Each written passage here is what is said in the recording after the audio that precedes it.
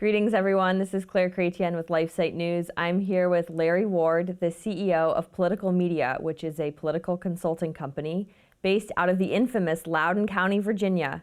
He's got a lot of insight into what has made Loudoun County play such a pivotal role in the recent Virginia governor election. Larry, thanks for being with us, and welcome to LifeSite Studio. Thanks for having me. So Virginia went for Obama in 2008. Every presidential election since then, Virginia's been blue. The state has gotten significantly bluer. You know, once was red, then became purple, and then everyone thought Virginia would just remain blue. What changed that made Virginia elect Glenn Youngkin as the next governor? COVID happened. And it was starting to brew actually before COVID. And, you know, the school board in Loudoun had placed all of these pornographic and these horrible books in the Loudoun County schools, as low as the fourth grade had access to them in the libraries. And the parents woke up a little bit and said, hey, what's this about? And that school board election, they still elected the Democrat, mostly the Democrat school board.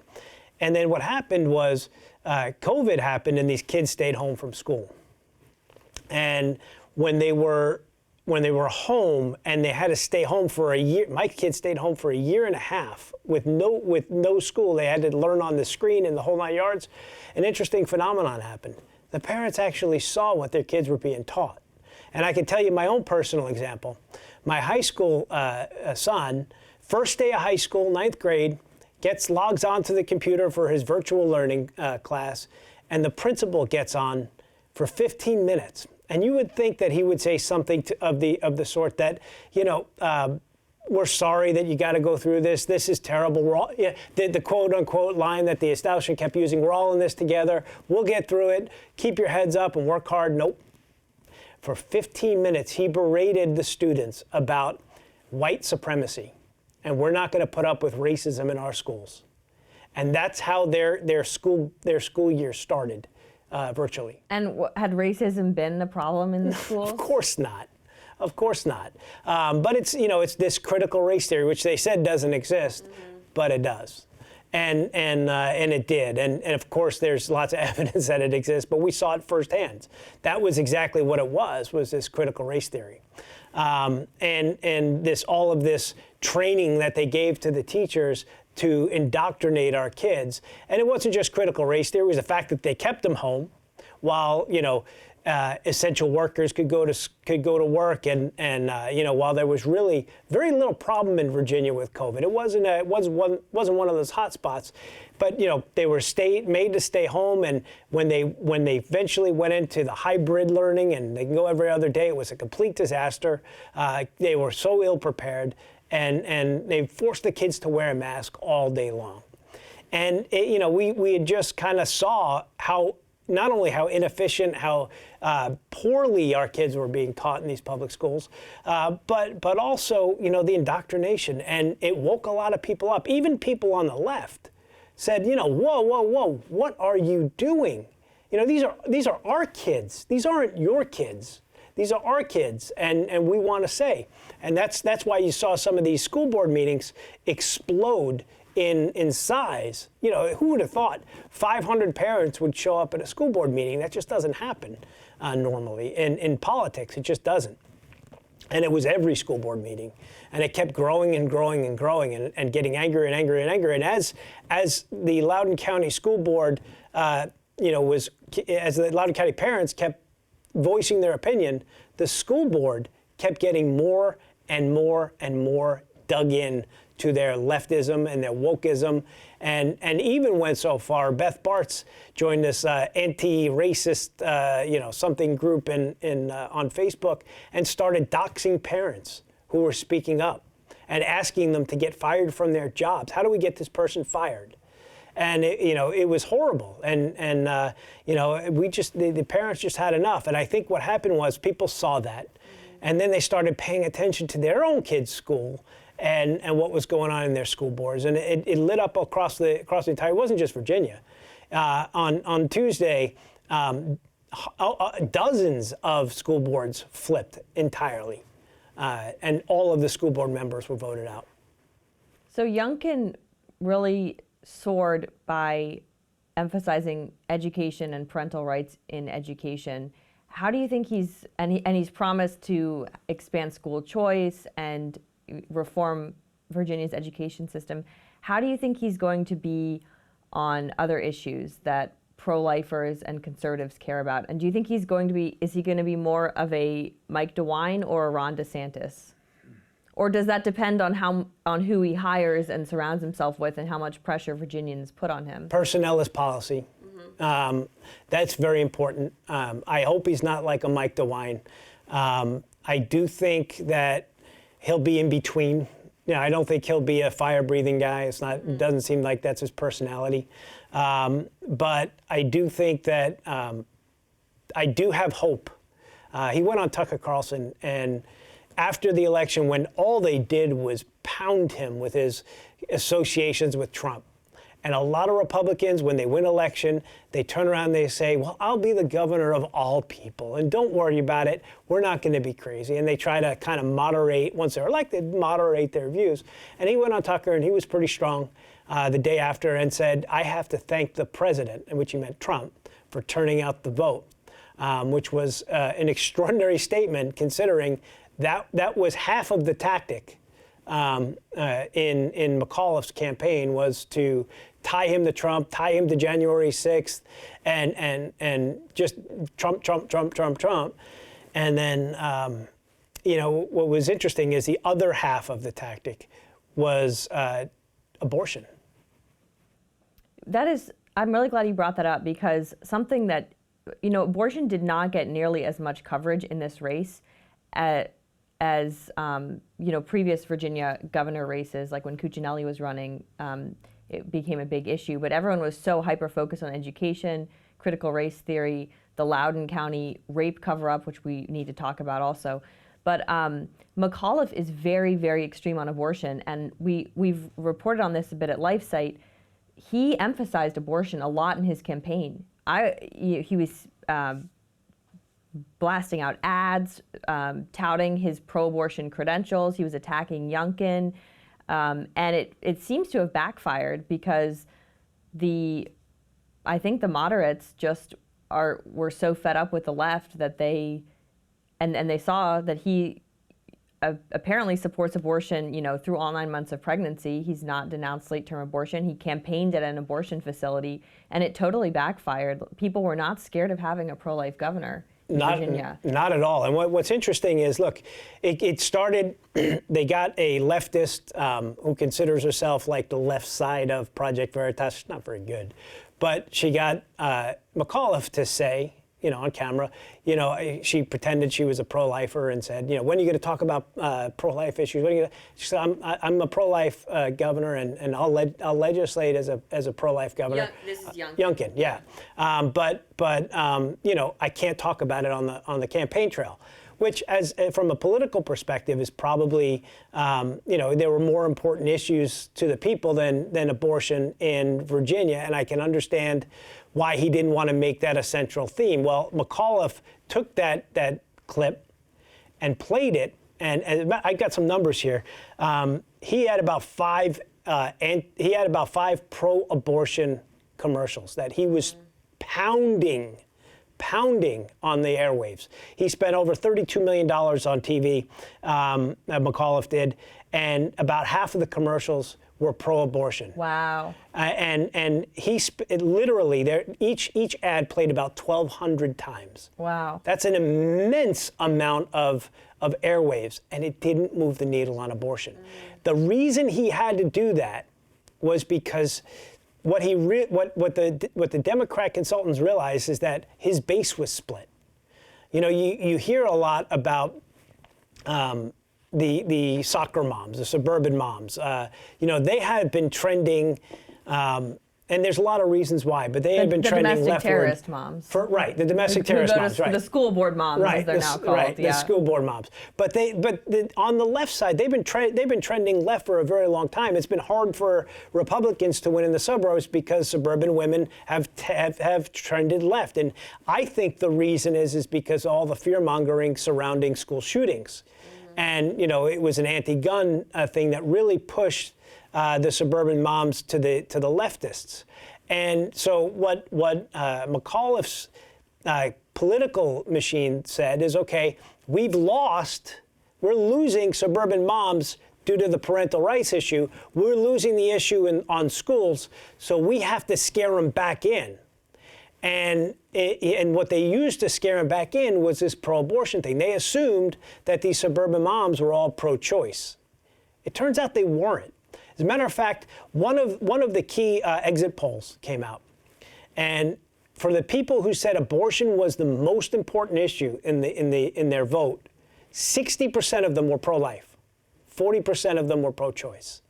That's the people who said abortion was the #1 topic. After tens of millions of dollars of propaganda was pushed, 60% said they were pro-life. So the country has been trending, more towards the pro-life side and less towards the pro-choice side. And I think the Democrats, the Democrat consultants have got to realize that this is a losing issue for them now. Totally. I don't think they are going to realize it, but that is absolutely. And to even put more of an emphasis on it, the Washington Post editorial ran, and it said that this election in Virginia is the first big test of new politics on abortion since the Texas heartbeat law. They wanted to scare parents into this Texas heartbeat law is going to outlaw all these abortions, and now Virginia is going to go that way. That they basically tried to tie all that together, and it didn't work. It didn't work. The people didn't buy it, and you know what? Quite frankly, I think they're cheering on the Texas heartbeat law a lot more than they are saying we want anything goes pro-choice, or I call him Dr. Blackface Baby Killer, the current Governor Northam, post-birth abortion, which is what he called for. Yeah, I think that disgusted a lot of parents. Infanticide. And what's so interesting is the Virginia Democrats are so far left on abortion. They repealed basically any nominally moderate pro-life laws in Virginia over the past few years, but the top Democrats in the state have all been embroiled in the infanticide, blackface, and sexual assault scandals. And so it was very odd to see Democrats, and it's very odd now to see in the mainstream media these leftist talking heads saying that Republican voters are racist when we have the blackface KKK scandal with Governor Northam. It's very bizarre. Well, what it is, and I'll try to explain it this way. So you'll notice since this election, and even before, a little bit before this election, the Democrats have started to shift their terms. And you got to pay attention to the words they use, because it defines their policy, it defines their politics, it defines their approach to things. So, you go back, you remember the Republican debate with Romney, the year Romney ran. George Stephanopoulos came out of nowhere and asked all of the Republican nominees, how do you feel about birth control? And it was one of those moments where the entire world went, what? What kind of question is that? And it kicked off their campaign that year on the war on women. That was their thing. They wanted those suburban women, and they wanted to paint Republicans as extremists and everything else. So it was a weird question, but you could see that was their focus, their political focus. Of course, they're always in bed with the media. And this time they've been pushing this white supremacy, right? Everybody's a white supremacist. January 6th, full of white supremacists, even though there were Asians and African Americans and Hispanics there, but they were all white supremacists. But they started to shift because that word isn't resonating anymore. And the word that they're using now is whiteness. And you got to see, anybody can have too much whiteness. You can be black and have too much whiteness. You can be Asian and have too much whiteness. You can be gay and have whiteness. You can be a trans person and have too much whiteness. And what does that mean? Simply, that means that they're voting against the Democrats. that they don't believe in the woke agenda. That's really what that means. Anyone who doesn't believe in the woke agenda is racist, has too much whiteness. And so it doesn't matter whether, it's incredible how they can say we're a whole bunch of racists, but we elected a black female lieutenant governor. The first one, you think they'd be celebrating it? No, because she has too much whiteness. Internalized whiteness. Right. It's always internalized. I'll never forget. It, but it's internalized. They threw, Michael Steele, a lot of conservatives don't like him, but he was the RNC chair for a while. And while he was lieutenant governor of Maryland, the Democrats threw Oreo cookies at him because they said he was black on the inside, but black on the outside, but white on the inside. That's who they are. That seems very racist. It's extraordinarily racist. They are racists. Critical race theory is racist. They want to segregate the races. I mean, it's bizarre. It's bizarre the direction the Democrats have gone. It passes no logical sense, but they don't care. You also can't say war on women anymore. They've totally shifted that messaging because it's not trans inclusive. Right. Men can get pregnant now. And not everyone with a uterus is a woman. Not every woman has a uterus. These are, the messaging has totally had to shift because they have to throw a bone to the trans lobby, the powerful LGBT lobby, and so they can't say that. They have to say pregnant people. But then I noticed after the Texas heartbeat bill, the messaging kind of went back to this is going to impact women, right, because they wanted to get people on their side who aren't super far left, and most normal people, even if they're liberal, think of abortion as impacting women, not pregnant men. Absolutely. But the Democrats are going, the way Democrats have to do this, they have to keep splitting and splitting and splitting. And the latest victim group is the group that gets all the sympathy, and everybody's got to support them.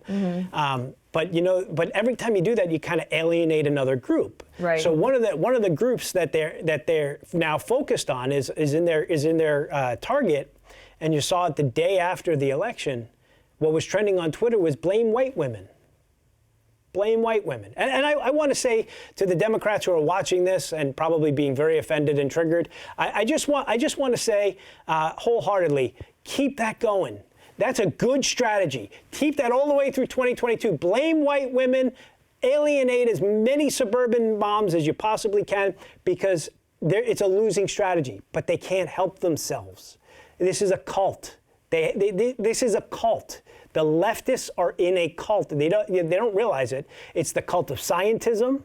It's the cult of wokeism. But it's a cult. They worship the state, and they worship this leftist ideology. Yeah, speaking of cults, the trans cult is very strong, and obsession with wokeness and obsession with gender ideology and these bizarre notions about gender, I think backfired in Virginia. Hopefully our viewers have been reading LifeSite and are familiar with this, but many may not be. The Loudoun County rape scandal. This is huge. For those who haven't been following it, could you explain it in just a few sentences? There was the assault, and then there was the cover-up. It was also tied to the school board. What happened? What do people need to know about it? It's horrific. There's one word: abhorrent. That's the word that comes to mind. It is one of the most abhorrent thing. I've been in politics for 25 years. I've never seen anything as disgusting as this. So, of course, the leftist school board wants to push the transgender, and particularly let boys go into girls' bathrooms and girls go into boys' bathrooms, and the whole night, locker rooms, the whole 9 yards. And as parents, you're like, that's stupid. I mean, not for nothing. I said, there are kids. When I went to school, I mean, God forgive me, I used to pray for X-ray vision so I could see through the girls' locker room. I mean, it's just one of those things where teenagers, their hormones are out of control, yeah, and things are going to happen, right? And I said, so there are going to be boys that are going to pretend to dress up so that they can go into the girls' bathrooms or girls' locker rooms and just have their fantasy or sleep with their girlfriend in the same room on an overnight school trip. Right. Exactly. That was actually one of the things that they wanted to pass. Now, in the discussion of this, the school board had a meeting in June where 500 parents showed up in opposition of this policy. In opposition to the implementation of a transgender bathroom policy. And critical race theory was also Critical race theory was also big, and the books in the school, and also the COVID and everything else. It was all piling up. But 500 parents came, and each, they were all had something to say. 250 of them signed up to speak. And they started out the meeting, and they had a whole bunch of leftists speak first, a couple, maybe a dozen or so. And then they said, we're ending the meeting. It's too rowdy. And they had the sheriff declared an unlawful assembly. Right, an unlawful assembly. And one of the parents that was there was the father of this victim. And he said, I want to speak. My daughter's been raped. And some woman... Raped in the school bathroom. Right. By a boy wearing a skirt. He just said, my daughter's been raped and I want to speak. That's the report I heard. And some woman turned around and said, you're a liar. And he got hot. I mean, understandably, believe all women went out the door, and suddenly, it's horrific. Yeah, of course you would be. And this upset was just a week or two after it happened, after this all went down. Awful. And so he got angry. And he turned around, someone grabbed him by the shoulder and he kind of elbowed him or something. They threw him to the ground. There was policemen. They threw him to the ground. They arrested him, right? They put him in jail. And the prosecutor, who was a Soros-funded prosecutor, this is a very important part of the story, a Soros-funded prosecutor threw the book at the guy, threw the book at him.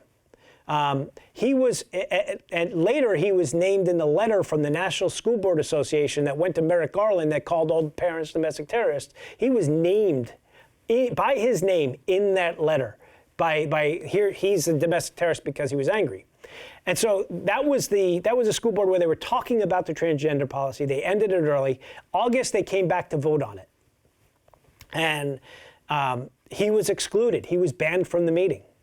And they came and they had their thing, and Beth Bartz, who was the most heinous of all of the school board members, in my opinion, they're all heinous, but turned around all innocently and inquisitively and said, have we ever had, and now the school board knew, for sure, they knew that this girl had been raped in a bathroom. Because FOIA emails came out showing that the superintendent had emailed the whole school board and said, we had this incident. Well, I'll talk about that email in a second, because that email was even worse. So they emailed all of the school board members and said that a girl had been raped by a boy in a dress in a bathroom. The exact situation we said would happen had you had this situation go on. And it turns out that the boy is not transgender. He just wanted to have sex. That was essentially why he wanted to go into the bathroom and have sex. And that was, so exact situation that we warned about came true. And the school, she looks at the superintendent of the school and says, has there ever been an incident where someone was attacked in a bathroom? And the superintendent says, why no, there hasn't been any reported, knowing that they were lying. Then they passed the policy in August. And so the policy goes into effect, and lo and behold, a couple of months go by, and there's another attack of a boy who brings a girl into a classroom, and it's the same. It's the same boy in a different school. Now, the parent was told the boy was not going to be allowed back in schools until the hearing. This is the parent of the rape victim. The parent of the rape victim, right. He was told not that there would be he would not be in the schools. He'd have to be homeschooled but the school board overrode that, put him in a different school. He attacked another girl. And that's when the parents said, you know what, I can't keep quiet anymore. Someone's got to do something. So he went to the media. I think the Daily Wire did the initial story. It was fantastic. Luke Rosiak deserves a Pulitzer. Terrific reporter, and he did the story, and it broke nationally, and not only did it show that this happened, but the school board deliberately covered up for their transgender bathroom policy. Deliberately covered it up. All of these things where the left was saying, "Oh, this just doesn't happen. You're all transphobic. You know, this is nonsense." This isn't the only time it's happened. It's happened all across the country in lots of different situations. You know, the spa in California, that was a big hot topic. This happens everywhere. You open up this thing, you know, sexual deviants are going to take advantage of it. It's just the way, you know, we're sinful people. It's just the way our sin nature works. There are people who just don't understand, you know, who are just deviants, and they're going to hurt people. And so I pulled my daughter out of public school before this year, and we homeschooled her last year, and you know, there's absolutely no way she's going back to those public schools, at least until the entire school board is removed and some of these policies are gone. I'm not even convinced that Tuesday, taught them anything. And Beth Bartz did end up resigning. She ended up resigning. She was going to get recalled. It was a given. We had enough signatures. It was part of that recall effort. There are other school board members who are facing recall as well. And we have enough signatures to get them recalled. It's just a matter of we're trying to get some more, bring it to court, and get them all recalled. And now I think it'll be a whole lot easier, to be honest with you. But the whole entire school board should resign, including the superintendent, actually, including the Republican member. You know, he knew and didn't speak up. And, you know, John Beatty seems like a good man, the Republican member on the school board, but they all should resign. It's inexcusable, and regardless what letter you have behind your name, you gotta go. That's probably what you've expressed is probably what many other Loudoun parents think. And like you said, all of these issues have only really come to the forefront because parents were home with their kids during coronavirus, seeing what they were learning on Zoom, and suddenly thinking, "Oh my goodness, I didn't realize this was going on." And then, of course, once they return to school, we get to the bathroom issue. Speaking of coronavirus, is Virginia looking at another winter lockdown? Do you think Youngkin is going to fight back against vaccine mandates? How do you think that is going to go? I hope. I mean, I think Youngkin on the campaign trail has said, you know, people need to make their own choices, and I hope he sticks to that. Mm-hmm. Yeah, I think he will. I mean, the people spoke loud enough, and so I do think that he's going to fight the mandates. I don't know. Like I said, I don't know that he's going to fight it at the level of a DeSantis, but I don't think he's going to roll over to Joe Biden either. I don't know if you followed this, but you probably did. A truck driver in New Jersey who defeated the head of the New Jersey State Senate. It was reported he only spent $153 on his campaign. He actually gave an interview to Breitbart, explained that they did spend more than that on yard signs and things like that. But it's this really inspiring story of this conservative Christian truck driver who was just fed up with the political establishment and ran and defeated one of the most powerful politicians in his state. Well, not yet. They're still counting it? They found another 12,000 votes in his district. Of course, he's the Senate president, so he's going to pull out all the tricks. You know, very reminiscent to 2020. They're finding votes after the election. So it's going to be an interesting fight. He did win, for sure. And, you know, he did beat an incumbent with pennies on the dollar. Mm-hmm. And it's just, I mean, his commercial was so real. It was shot on an iPhone. It was awesome. It was one of the best. It was the best political commercial ever. It was so authentic, and it was just normal. And that was. Do you think that we're going to see more of this in 2022 with the midterms? I hope so. I mean, I think right now, if I were to predict 2022, I think we're looking between 78 and 80 seats in the House. Wow. I think we're going to win the Senate back. Really? I think it's going to be a red wave like we've never seen before.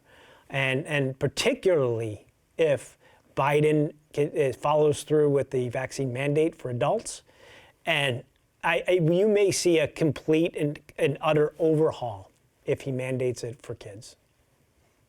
By saying, for schools you Right. have to have it, and with adults it's you work for a company of 100 or more. Well, that's just the starting point. Right. It's I really think if the government can tell you to inject something into your body, what can't it tell you to do? I mean, if under the guise of health, we're mandating this, what's essentially a gene therapy shot, that doesn't make you immune necessarily. It doesn't stop the spread. Doesn't stop the spread. But if the government can mandate that for workers, why can't the government say you are only allowed to have 1 or 2 kids, like they do in China, although they recently made that now you can have 3 kids in China, I think. But if the government can tell you you have to take this medicine because of health, why can't the government say you can only have a certain number of kids because of climate change? Climate's an emergency. It's a health emergency. Climate change is real. It's happening. We're all going to die. I mean, the amount of government overreach, what happened to between a woman and her doctor, or between a patient and her doctor? That's gone now. My body, my choice. Nope, out the door. Right. Of course, my body, my choice, when we're talking about abortion, is not your body. It's the body of a little baby. Right. But now, when you're talking about the vaccine, it actually is your body, Right. and you don't have a say. I mean, it's totally backwards, and it's really concerning. Do you think Virginia voters were, when they voted for Youngkin, were partially responding to the looming Biden mandate? Absolutely. I will note the mandate was, the official text of the mandate was only released after the Virginia election, which many people thought was interesting. But what are your thoughts about this? I think absolutely that the Biden administration is doubling down on it, and the more they double down on this, the worse it's going to get for Democrats. And so here's an example. I have a friend who's in a position. If I tell you what position it is in New York City, I'll identify him. I don't want to do that. But it's a very, very important position that actually is in a position where his work protects the lives of a lot of New York City residents. And he's the only one who can do his job in the entire city. The only one. And he has some medical issues and reasons why he doesn't want to take the vaccine. He's going to be fired. Or he might actually be fired at this point. And it's a lot of people are going to die. Here's another thing is in New York City there's 26 fire departments closed. Where you don't want to close fire departments is in a city like New York, where not only do you need to be trained, at it's a completely different set of rules to put out, a house fire than to put out a skyscraper fire. Yeah. And these heroes who were lauded, just like the first responders were lauded during COVID. These heroes were lauded, during 9/11, as they should have been. So many of them died in those buildings trying to save lives. If they don't take the shot, they're fired. They're fired. Yeah, the men who ran into the burning Twin Towers on 9/11, and then, in addition to doing that, during almost all of the pandemic up until now, exposed themselves to coronavirus because they were saving lives. They willingly went out and would respond to a medical emergency. You're having a heart attack, or your apartment building's on fire. They took enormous personal risk during this pandemic, and many of them contracted the virus and survived because they're healthy, fit young men. And now they're being told that they have to submit themselves to this vaccine, which, if they're young men, they have a risk of myocarditis, pericarditis. Many of them have natural immunity. The whole natural immunity thing is so confounding. Why our society is not recognizing natural immunity. If you want to be immune from chickenpox, there are 2 ways to do it. You get the chickenpox vaccine, or you get chickenpox. even the CDC says if you've had chickenpox, don't get the chickenpox vaccine because you're already immune. Of course, somebody screenshot that because they're probably going to take it down eventually. But that's how you are immune. And it's like immunology 101. Why are we not talking about this? Why is natural immunity not being recognized in these mandates? Absolutely. And like you said, these firefighters, they've taken a stand and they've left. Mm-hmm. Now, I should add that while that the coronavirus vaccine apparently doesn't give you immunity because you have all these breakthrough cases of people getting it and spreading it, but it seems like people who did get coronavirus have pretty durable immunity. Absolutely. For at least some time. Anyways, continue. Yeah. So like I was saying, the firefighters took a stand. They're out. You may never replace those people. Mm-hmm. They're going to find other jobs. Right. They're going to go about their lives. Right. They may leave the state. Mm-hmm. That's resources and institutional knowledge about the city that you're not going to replace. You're putting real life. There's a fire every day in New York City. There's so many buildings. There's a fire every day in New York City. You're putting people's lives in danger. And when the building is on fire and dozens of people die because the fire department can't get there, or what are you going to count them as coronavirus deaths? I think they will. We're in a really serious situation in lots of parts of the country because of these mandates, because the government can't control themselves in terms of controlling you.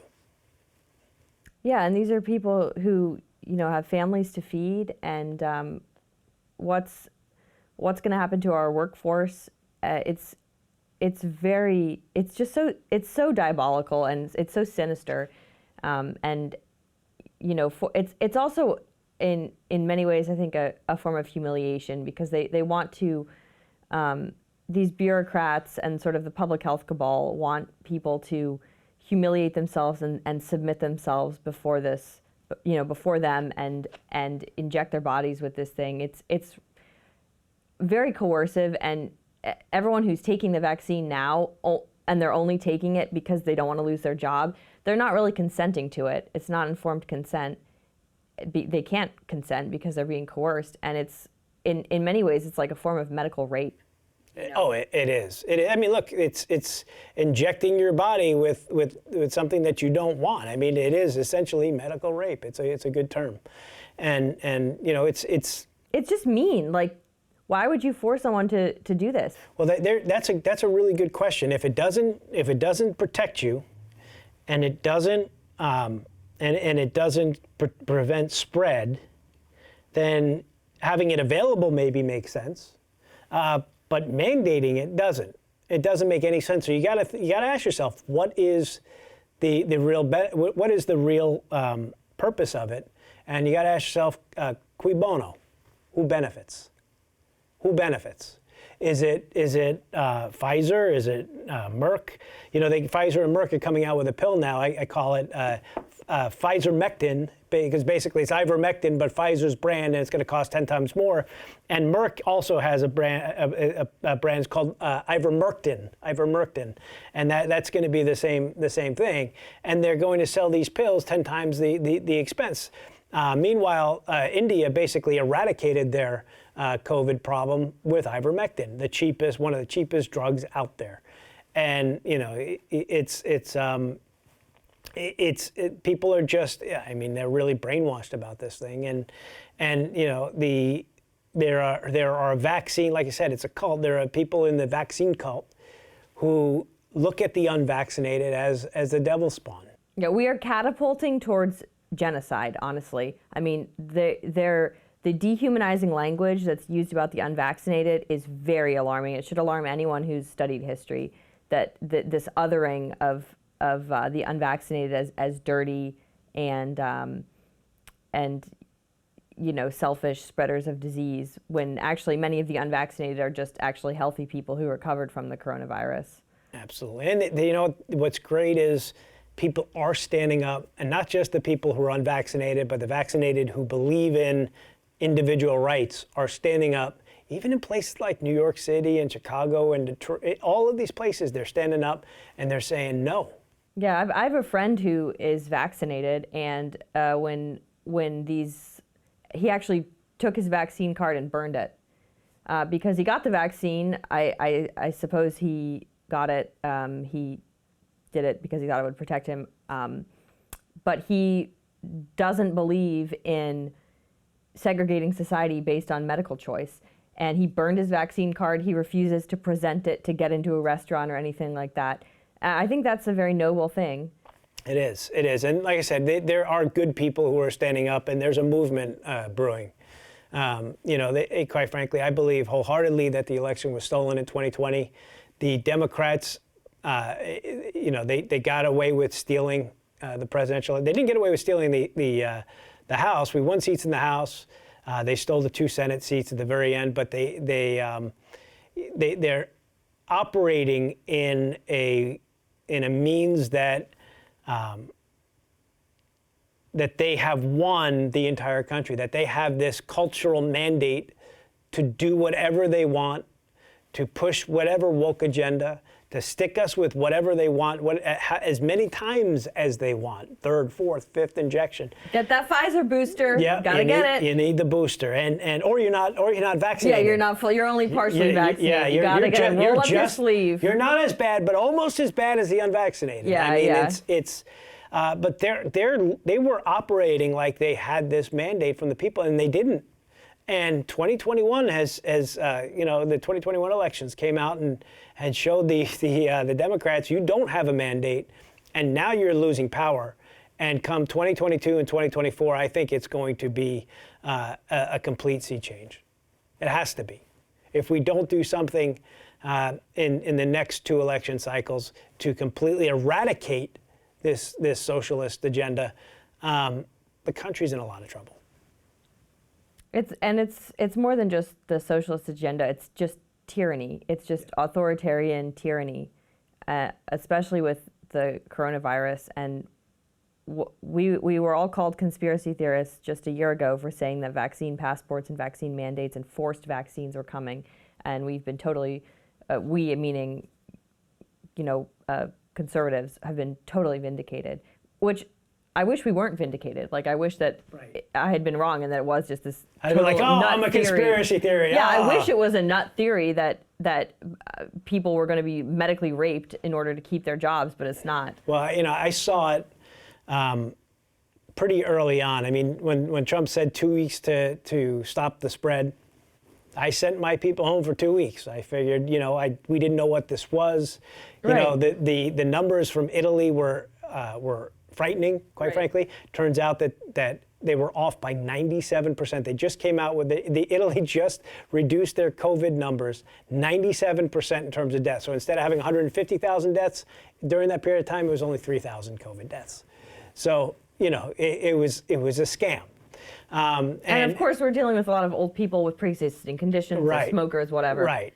And that was the 3,000. But we all were afraid. And we took the 2 weeks to stop the spread. But I started seeing at the end of the 2 weeks, every single commercial was the same. Yeah, I know. I noticed that too. Stay home, stay safe. We're in this together. Buy our product. Stay home, stay safe. We're in this together. Buy our product. And you probably started getting lots of emails from companies. This is what we're doing to respond to coronavirus. Safety. Why do I care how you're responding to coronavirus? I just want to buy random thing product. from you. Yeah. Give me a piece of wood. That's all. That's all that matters. But when I saw that, I recognized it as brainwashing propaganda. That's what it was. And so we put out an ad. It's on wearenotinthistogether.com. Oh, that's great. And we told people to throw away their masks and the whole 9 yards. And that was in April of 2020. And from that April or May, and from that point, we have been really hard. And like I said, I was calling it the mask of the beast, because if you couldn't go buy or sell without a mask on, you're only a couple steps removed from revelations. You're only a couple steps removed from the global system, and you got to have these things to buy or sell. The mask was a precursor to the vaccine. Yep. And what's the vaccine the precursor to? It's exactly the point. we're getting conditioning. into really, really dangerous territory really fast. And just like the masks don't really work, maybe if you've got a N95 and a whole hazmat suit and like a respirator, but if you've just got a little piece of cloth on your nose or one of these paper surgical masks, just like the masks don't work, apparently the vaccines don't stop you from getting the disease either, which means that they're not really a vaccine, because a vaccine would stop you from getting the disease. They changed the definition of the vaccine on the CDC. I mean, that should tell you a whole lot. Yep. They don't call it immunization either. You notice they don't call it immunization because it's not immune. It's just a vaccine. We've written a whole bunch of articles about this on LifeSite, and I know we'll continue to report on this because this is such an important topic, and the ramifications just for global society, global travel, are really significant. And I do hope people stand up to tyranny. That's so important. The state motto of Virginia, of course, is Sic Semper Tyrannis, thus always to tyrants, and the state flag is a tyrant being crushed. So maybe there's hope. I don't know. There is hope. And it's not Virginia is for lovers. That's just the slogan. That's just the slogan. Yeah. Well, Larry, thank you so much for being with us today. Is there anything else you'd like to add?